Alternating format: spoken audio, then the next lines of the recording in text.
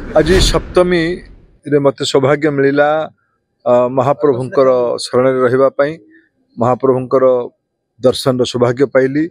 माँ विमलांकर भी आज भलिया पवित्र दिन रे सप्तमी पूजा जो आरंभ होता से अत्यंत दर्शन करके निजको कृतार्थ मन करुच्ची। आज पवित्र पार्वण अवसर में मु महाप्रभु पाखे कामना करुच्ची महाप्रभु आम मनुष्यता को मानवता को आहरी सद्बुद्धि दिंतु शक्ति दिंतु आम देशर आहरी मान गौरव बढ़ातु। आज सप्तमी रे मते सौभाग्य मिलिला महाप्रभुंकर शरण रहिबापई महाप्रभुंकर दर्शन सौभाग्य पाइली।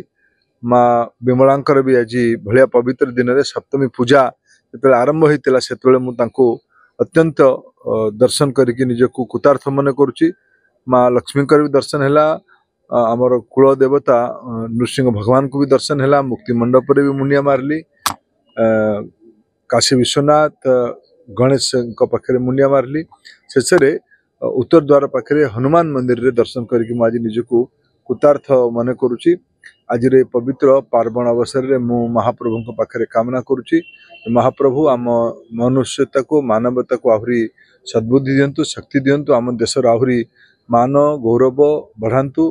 प्रधानमंत्री श्री नरेंद्र मोदी नेतृत्व को आहरी आशीर्वाद करंतु बलिष्ठ करंतु।